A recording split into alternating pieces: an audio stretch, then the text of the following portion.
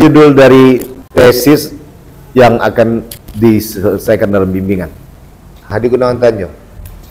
Perubahan bacaan dalam rosab dan qiraat Al-Quran. Saiful Anwar. Konsep Islam wasatiyah dalam Al-Quran, implementasinya di Pondok Pesantren Saifullah Nahdliyah, studi tafsir Al-Azhar. Oke, Raisa Zuhra. Inses perspektif tafsir Mafatihul Ghaib, studi Quran surah An-Nisa ayat 23. Oke, baik. Sekarang balik ke Hadi lagi. Hadi, sebelum Ustadz awali pengertian epistemologi Islam atau epistemologi Al-Quran atau epistemologi secara umum, Ustadz ingin melihat bagaimana kepiawaianmu di dalam menyertakan dan mengkaitkan serta menghubungkan judulmu dengan pemahamanmu tentang epistemologi itu. Bagaimana? Kaitannya itu di epistemologi bayan, Ustaz. Yakni pendekatan teks. Kemana arahnya itu? Ke mushaf Al-Quran. Halo sahabat semuanya, salam giat.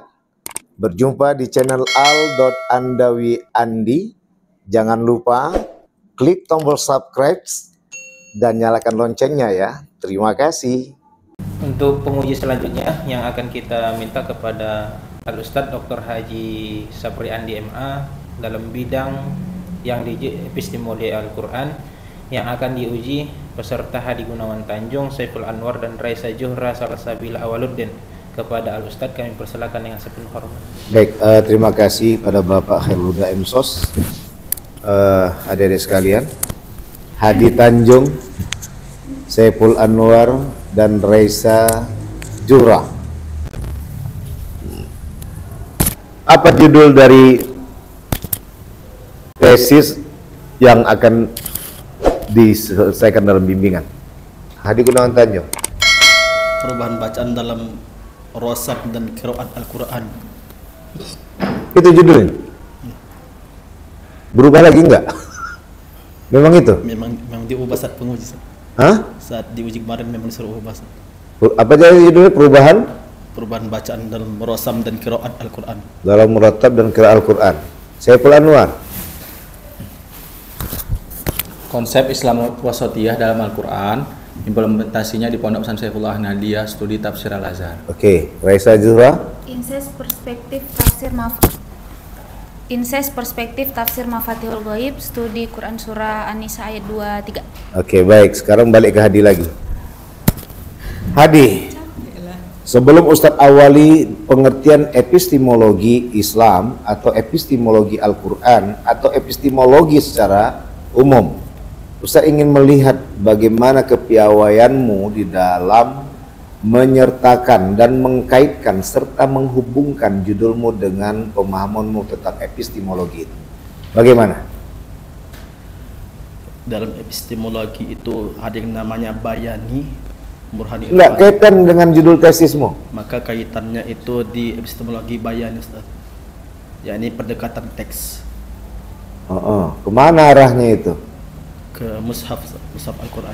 Apa tadi patokan qiraat Quran? Gimana? Perubahan bacaan dalam rosam dan qiraat Al-Quran. Nah, apa yang kamu bisa manfaatkan dengan kajian epistemologi Quran itu? Teks dari ayat mushaf. Itu yang kamu gunakan untuk dapat menyocokkan pada perubahan tersebut. Siap. Oke. Di naskah. Apa ke depan temuan yang ingin kamu tampilkan dengan menggunakan salah satu senjata yaitu epistemologi Quran di dalam tesismu? Adanya perubahan bacaan di antara mushaf yang dibaca di Indonesia dengan mushaf Warosh. Oke, solusinya rencananya gimana itu nanti? Ini kan epistemologi Al-Quran berbicara tentang solusi juga. Gimana solusi yang kamu tawarkan? Solusinya Dari objek penelitian yang kamu lakukan. Gambaran umum dari penelitian yang kamu lakukan itu terdapat solusi. Apa sih yang ini masih apa ya? Karena bukan semhas ini ya. Masih perencanaan, hipotesa sementara. Apa sih yang kamu jumpai di dalam siapa tadi tokohnya?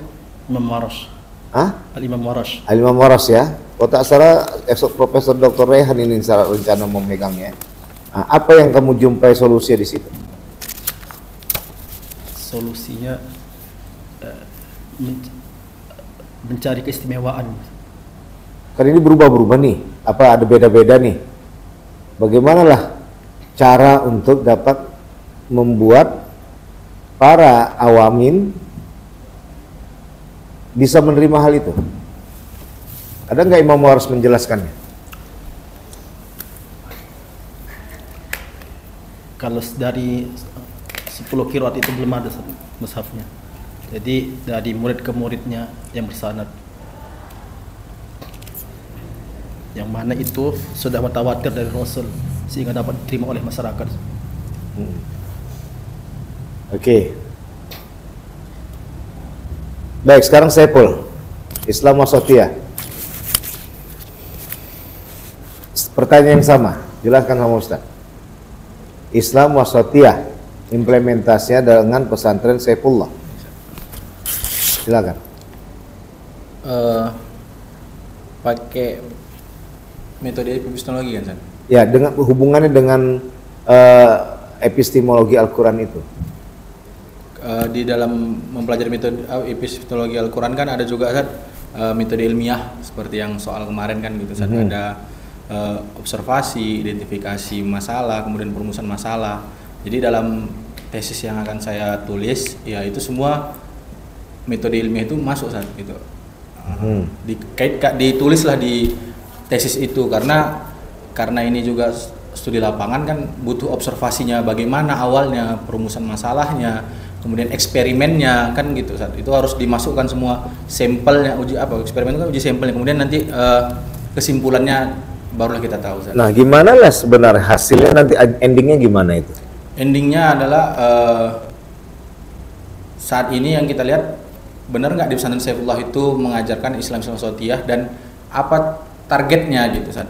Bagaimana setelah santri tamat itu apa yang mereka dapatkan dari yang mereka pahami Islam wasatiyah itu? Karena kan Islam wasatiyah ini menjawab 3 persoalan masalah besar kan gitu, San. Oke, sekarang Raisa Zuhra. Bismillahirrahmanirrahim. Yang berhubungan dengan epistemologi, sebenarnya epistemologi tafsir Burhani yang menggunakan akal. Jadi incest ini masih terjadi dari zaman dahulu hingga sekarang, Ustaz. Jadi dari zaman dahulu itu mula-mula dari Yahudi, kemudian ada yang mengatakan dari Mesir kuno, ada juga yang mengatakan dari Persia, mereka melakukan incest. Namun hal ini di Indonesia sendiri juga masih banyak terjadi, Ustaz. Jadi upaya untuk mengatakan bahwa incest ini sebenarnya haram gitu, Ustaz. Baik, tapi kamu harus berada di linkmu tentang di mana incest itu berada. Jangan sampai kamu terkelabui dengan keberadaan di Indonesia. Gak ada hubungan dengan incest di Indonesia itu. Ya, Ustaz. Itu harus ingat itu. Ya, Ustaz. Ya, sampai detik ini Raisa masih bertahan dengan yang lalu. Itu salah. Kamu harus lepaskan pakaian lama, ganti pakaian baru. Setelah kamu paparkan nanti ke depan, ini agak campur sedikit, agar kamu jangan terlena lagi dalam hal itu. Jangan sekali-sekali kamu kaitkan dengan faktualnya nggak ada hubungan dengan Indonesia. Nggak ada, kecuali memang ada agama Yahudi di Indonesia. Karena incest itu identik dengan Yahudi. Beda dengan kajian pernikahan saudara. Gitu ya. Bayani, kemudian Burhani, ini masuk kepada kupasan sedikit kombinasi dari Bayan dan Burhan karena menggunakan metodologi. Karena di situ Islam wasatiyah. Ya. Syukur tadi pas jawaban kalian semuanya, lumayan dapat plus. Berikutnya, Saiful Anwar. Apa itu epistemologi? Ilmu pengetahuan. Bagaimana kamu memahami tentang itu sebagai ilmu pengetahuan dan tidak luput dari kaitan dengan epistemologi? Ingat, jangan lupa untuk mengembalikan kepada KBBI dan definisi secara filsafati. Silakan. Epistemologi berasal dari bahasa Yunani, Sat. Episteme yang artinya pengetahuan. Kemudian logos artinya pikiran, ilmu pengetahuan. Itu, Sat. Yang kamu pahami itu kemana arahnya? Arahnya ke ilmu pengetahuan, Sat. Apa yang maksud Metode ilmu pengetahuan itu? Apa yang maksud ilmu pengetahuan itu? Bagaimana, ini kan epistemologi Al-Quran, jadi gitu. Jadi bagaimana metode ilmu pengetahuan dalam Al-Quran itu, Sat. Karena banyak metodenya. Quran itu untuk apa rupanya? Al-Quran itu sumber kehidupan umat Islam di dunia, umat manusia. Bagaimana rupanya kalau nggak hidup? Ya semua makhluk hidup, Ustaz. Cuman nggak semua makhluk bisa hidupnya terarah. Gitu. Kenapa mereka bisa hidup dan kenapa mereka hampir tidak bisa hidup? Mereka bisa hidup karena mereka makan dan minum, Ustaz. Mereka tidak bisa hidup. Karena ada nggak makanan di dalam Al-Quran? Banyak, Ustaz, pembahasannya. Bisa dimakan nggak Al-Qurannya? Al-Quran tidak bisa dimakan, Ustaz, tapi bisa dikaji, bisa dipahami, bisa dicari maknanya. Itulah melalui hubungan dengan makanan di mana? Hubungan dengan makanan ya kalau kita mempelajari Al-Quran, kita dapatlah sumber jalan kehidupan kita ini, Ustaz. Oke. Sekarang Reza, hampir kejebak. Terus lanjut Reza. Epistemologi adalah cabang filsafat yang mempelajari tentang asal-usul ilmu pengetahuan. Bagaimana kamu memahaminya tentang ilmu pengetahuan itu?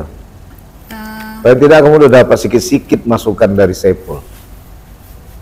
Tapi kamu harus improvisasi dengan pemahamanmu sendiri sehingga terjadi plagiat. Gimana tadi, Ustaz?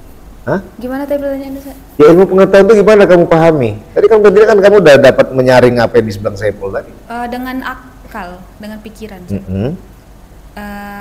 Untuk apa ilmu pengetahuan itu? Ilmu pengetahuan itu untuk belajar, Ustaz.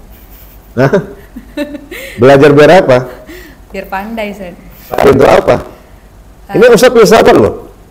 Orang filsafat nggak orang pernah berhenti untuk bertanya sampai kamu bisa memberhentikan saya untuk bertanya.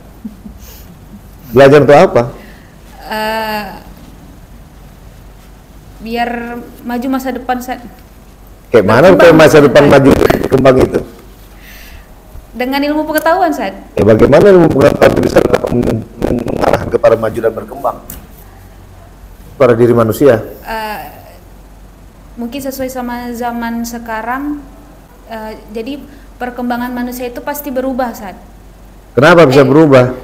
Karena zaman dahulu dengan zaman sekarang itu berbeda, Ustaz. Di mana letak perbedaan zaman dahulu dengan zaman sekarang? Misalnya zaman dahulu itu menggunakan unta, zaman sekarang sudah menggunakan. Apa bedanya dengan unta dengan mobil? Apa hikmahnya buat mereka? Apa, Ustaz? Apa hikmahnya buat kedua zaman yang berbeda tadi, yang satu pakai unta, yang satu pakai mobil? Hikmahnya kalau dalam bahasa fikih itu kalau dulu ya naik unta itu boleh dijamak sholat. Nah, kalau sekarang itu kalau hanya beberapa jam rasa-rasa nggak usah jamak, Ustaz. Mengapa jadi beda? Yang satu udah dipakai onta dengan hikmahnya harus bisa berjamaah, kemudian pakai mobil nggak perlu pakai berjamaah. Letaknya di mana rupanya membuat orang itu bisa jamaah dan tidak jamaah? Ini kan kamu udah mancing pikiran tadi loh. Ustaz hidup kan dari pikir filsafat ini jadi. Di mana letaknya? Kalau begitu nggak akan terjadi perubahan. Udah deh, gini aja deh. Ustaz masukkan kepada kajian judul sintesismu. Ya kan? Apa tujuan kamu mengangkat incest itu?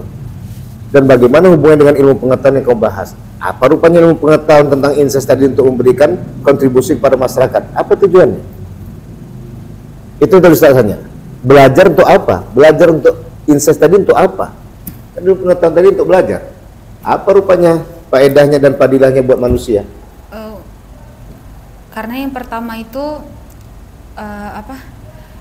anak yang dilahirkan dari perbuatan incest itu kemungkinan. Ustaz nggak nanya incestnya, kontribusi buat masyarakat yang mengenal incest dan tak mengenal incest tadi. Agar mengetahui bahwa incest itu sebenarnya haram, Ustaz.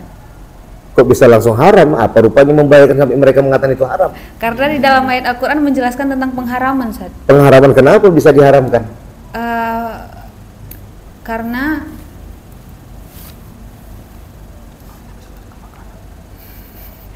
kenapa bisa diharamkan? Apa itu haram? haram yang tidak boleh dikerjakan. Kenapa nggak boleh dikerjakan? Ustaz mengarahkan mau mengajari langsung loh. Dari komprehensif ini di samping ujian bisa langsung menjumpai ilmu yang nggak kita pahami selama ini. Kenapa itu haram?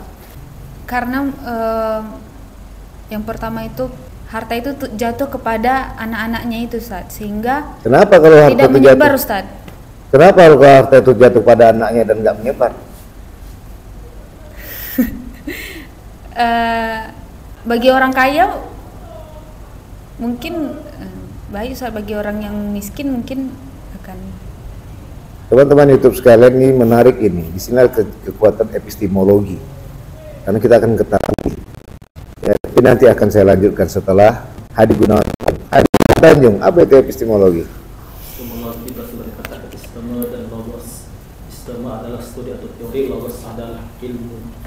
Jadi epistemologi adalah studi ataupun teori tentang ilmu pengetahuan yang menyangkut sumber jenis dan epistemologi berasal dari kata episteme dan logos. Episteme adalah studi atau teori dan logos adalah ilmu pengetahuan. Jadi epistemologi adalah studi ataupun teori tentang ilmu pengetahuan menyangkut jenis sumber dan tata cara mendapatkan ilmu pengetahuan tersebut.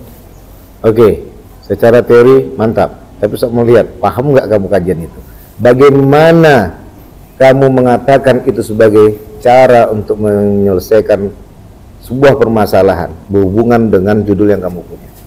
Jadi dalam epistemologi itu menyangkut dengan tata cara ataupun metode mendapatkan ilmu pengetahuan itu ada 3, yaitu bayani, burhani, dan irfani. Jadi dalam kajian penelitian yang akan saya buat ini menyangkut kepada kajian teks atau yang disebut dengan bayani. Baik. Dengan melihat kepada mushaf. Apa rupanya bayani itu? Ini adalah satu kajian yang menggunakan pendekatan nas atau teks, baik berupa Al-Quran, hadis maupun kitab-kitab klasik. Apa rupanya yang Hadi dapatkan dengan menggunakan teks dan kitab-kitab Al-Quran beserta hadis dengan menjadi sebagai alat untuk menyelesaikan permasalahan di tesismu? Dengan cara melihat langsung dari berbagai periwayatan yang terdapat dalam mushaf yang ditulis oleh murid-murid dari tokoh objek penelitian ini. Oke, baik. Ya, Ustadz bukan membuat kalian menangis, tidak. Enak filsafat itu. Ya, cuman Raisa mungkin tadi tidak belajar dari perjalanan penjelasan Saiful. Tapi Raisa takutnya tadi mengarah kepada hanya volume subjektivitas, tapi tidak kepada objektivitasnya. Objektivitasnya apa? Masyarakat. Tadi kan saya tanyakan, kenapa diharamkan? Karena nggak boleh. Kenapa nggak dibolehkan? Kenapa tidak dikatakan bahwasanya incest itu membahayakan, membuat tidak ada kepedulian satu manusia dengan manusia yang lain, hanya memperhatikan bahwa dia ajalah yang satu kubu, dia ajalah yang bersaudara, sehingga akhirnya tidak ada pengenalan tentang bahwa manusia itu saling bersaudara. Maka diungkapkan dalam surah Al-Hujurat ayat 13, ya ayyuhan nas inna khalaqnakum min dzakari wa untha wa ja'alnakum syu'uban wa qabaila lita'arafu. Tidak ada saling mengenal. Kalau sudah harta tadi difokuskan kepada satu keluarga saja, sehingga akhirnya harta tadi tidak berbagi, tidak berkembang kepada keluarga yang lainnya. Nah, ini nggak saling mengenal, jadi dianggapnya ini keluarga apa? Nah, ini akan terjadi eksklusivisme, eksklusif, tidak inklusif. Padahal Islam itu adalah agama inklusif. Islam itu agama inklusif. Sehingga pada siapapun nanti dia berjumpa, dia hanya melihat bukan harta dan tahta, tapi yang dia lihat adalah cocok enggak nih nanti jadi imam bagi anak perempuanku, makmumah bagi anak laki-lakiku, sehingga akan menjadi teladan ke depan nantinya. Hartanya nanti akan bisa dikelola dengan seksama dan bermanfaat bagi manusia secara umum lainnya, dan inilah menjadi tauladan. Maka dikatakan innad dina indallahil Islam, agama yang di sisi Allah itu agama Islam, karena Islam itu secara inklusif, menjelaskan kepada manusia yang tidak memandang itu manusia suku mana. Yang jelas dia bukan saudara. Maka muatan ini yang Ustaz kembalikan yang disebut dengan epistemologi, ilmu pengetahuan. How? Kata kuncinya adalah, syukur si Saiful tadi bisa menjelaskan, walaupun dia tidak menjelaskan cara etimologi, tekstual, tapi dia menjelaskan cara kontekstual. Dapat Ustaz paham. Kalau Ustaz bertahan dengan tekstual, Ustaz bukan orang filsafat namanya, orang fikih. Ustaz bukan orang tasawuf namanya, orang fikih. Tasawuf dan filsafat adalah darah dalam diri Ustaz, tapi tetap menjadi darah utamanya adalah tauhid. Fikih sebagai alat untuk menyalurkan darah yang tauhid tadi kepada tasawuf, itulah dia alat. Bahasa Ustaz Sapriandi. Kan gara-gara alat yang selama ini orang ribut. Alat NU, alat Muhammadiyah, alat Al-Wasliyah kalau di Sumatera Utara. Kan gitu. Kalau dalam fakultas ada alat IAT, ada alat IH dari Usuluddin ya, ada alat PPI, pemikiran politik Islam, ada alat akidah dan filsafat Islam. Pada dasarnya satunya tujuannya Usuluddin. Jadi dari UINSU menuju Usuluddin itu ditransformasikan oleh alat prodi. Jadi nggak ada, gitu ya. Baik, ini pengembangan. Beginilah Ustaz tadi memberikan jalan. Ini yang disebut epistemologi. Kita paham Reza.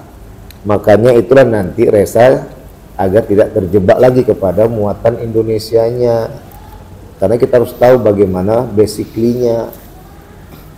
Basically-nya tadi apa berarti Ustaz bilang? Masalahnya apa? Itu tadi, tapi Reza nggak menambahkan tentang harta ini tidak berkembang kepada manusia yang lainnya yang mungkin ada di lingkungan dia. Kan dia nggak selamanya di satu kawasan itu, dia pasti akan terbang ke kawasan yang lain. Lagi dia sendiri bisa dia pulang-pulang bawa orang lain ke kawasannya. Begitu. Lita'arofu, saling mengenal. Alat pengenalan itu apa? Harta. Jadi harta itu jangan langsung untuk keluarga saja. Itu masih itu dia. Nanti kita lanjutkan ya dalam bimbingan incest. Baik, terakhir. Pertanyaan terakhir. Ini yang menarik. Reza, apa itu laduni, apa itu logis?